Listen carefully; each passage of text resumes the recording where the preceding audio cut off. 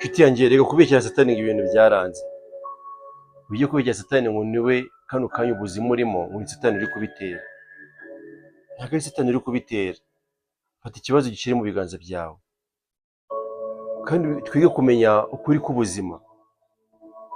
Mu buzima hari ibintu bitugeraho nta mahitamo twabigize. Nka covid ijya kuza nta muntu wabihisemo. Hari n'ibintu biba ari wabyigiriyemo uruhare. Urugero naguha rwa hafi, niba uri ku meza urimo urarura bivuga ngo ugiye kujya kuri wowe wamaze kubyiyarurira cyangwa wenda banabigurije kujya mbere nuko wagize gute ngo niwe wagambije cya kintu kugira ngo kize kubaho.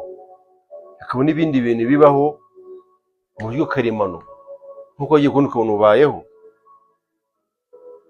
So tumenye ubuzima ukuntu buteye, tumenye ko ubuzima habamo ibyiza n'ibibi, tubashe kwakira ibibazo bigenda bivuka amanywa n'ijoro mu buzima bwacu. Kuko ubuzima nyine, ubuzima nta bibazo birimo uba wapfuye, nta n'ibibazo uzabicikira, n'ibibazo uzahura nabyo. Ahubwo ikintu abantu turushanwa twese ni uko uburyo tubikemuramo. Nta muntu udahura n'ikibazo n'umwe ubaho. Kano kanya Putin ayoboye igihugu gikomeye cyane ku isi, ayoboye Uburusiya. Ntabwo nzakeka ko umutima w'utuje udamara yameze nk'umuntu uri muri paradizo. Ntabwo bishoboka. Hari inshingano afite zo kuza gukemura. Sinanabyita guhangayika, ni inshingano. Ubuzima ni inshingano. Ntabwo ubuzima ari ukwishimisha. Urishima ko biri ngombwa, ntabwo ubuzima ukuntu buteye, ntabwo ubuzima wahora wishimye, ntabwo bishoboka. Ntabwo kano kanya wakubaka etaje ngo ugire umunezero nubwo yaba ifite nivo 100, ugire umunezero, uwo munezero wakumva mu mezi runaka ukomeza wumva iteka ryose, ntabwo bishoboka. Bise kugira izindi achievement ugeraho. Kano kanya ibyishimo umuntu yagira yubatse etaje ya nivo 10 yarasanzwe ufite kadastere imwe, ibyishimo yagiye bingana nk'ibyo umuntu utagira inzu n'imwe yarasanzwe. Umuntu utagira inzu n'imwe wabashe kugira akazu kamwe yigondera k'ibyumba 2 cyangwa icyumba kimwe, niko kaba ari ak'icyumba yakubatse ntabwo yagiraga. Ibyishimo azagira bizangana nk'ibyo wa mukire ufite usanzwe ufite etaje ya nivo 2 wubatse ya nivo 10. Ngo ibyishimo muri iyi si nitwe tubyiremamo, tukamenya reality y'ubuzima turimo. Ubuzima turimo baradusaba amafaranga. Bitse ko ufite amafaranga nta kuntu uzapfa kukiguhanduringa business zawe nta mafaranga ufite. Uzasuzugurika, uzasaba, uzajya muri cyo kigo kivuga ngo wahirunga abakene, nk'ubwami bw'ijuru ari ubwabo. Gute se muri ino si turimo, uretse mu buzima bw'ahazaza honyine umuntu yaramaze gupfa, muri isi turimo ni gute ibintu yapfa gukorera ujye udafite amafaranga yo kubigura?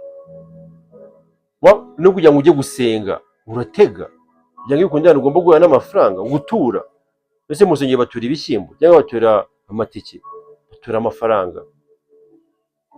Bivuga ngo turi mu buzima bukeneye kugira gutunga amafaranga. Aho gutunga amafaranga nivuga ngo uzatunga miliyari cyangwa uzatunga 1,000, icyambere ni uko ugomba gukora ibyo ugomba gukora mu gihe cyabyo. Ibibazo byawe bihura n'ibibazo ngo bihunge, ibyegeka kuri satani. Menya ko inshingano ubuzima n'ubwawe, impano zikomeye cyane ku isi nta wundi muntu uzaziguha n'uyu n'umwe uretse wowe wenyine. Ubuzima n'ubwawe, iyo usitene wowe ubabara, n'umwana wawe wabyaye ntabwo yasitara ngo uretse ko wamubwira ngo Paul, ntabwo wakumva feelings, ntiwakumva uburibwe urimo arahura nabwo. Bivuga ngo ubuzima buba ari ubw'umuntu. Sinumva rero ukuntu abantu benshi usanga niba afite nk'ikibazo runaka yahuye nacyo, niba ari situation irimo itamworoheye, niba mu kazi bamwirukanye, ugasanga arimo aravuga ngo ni ibigeragezo, ni kubera abantu banyanga, ariko mu by'ukuri ntarebe ese exactly niki cyabiteye. Ugasanga nk'umuntu twakoranaga kera bigeze kumwirukana bitewe n'uko hari umukobwa inshuti yiwe wari waje ku kazi aramuherekeza. Urumva ntabwo manager abizi, nta muyobozi n'umwe ufite ikintu abiziho. Kuba yerekeje wa mukobwa rero nyuma baje kuza kumukenera muri serivisi yari arimo, birangira basanze ntawe uhari. Babaje basanga yaherekeje umukobwa w'inshuti yiwe, baramwirukana. Ariko ikintu cyambabaje ni ukuntu nyuma y'imyaka nk'itatu twahuye nkumva afite ikibazo, yijunditse umuntu wabwiye manager ngo hari umuntu yaherekeje. Ni ikintu gitangaje.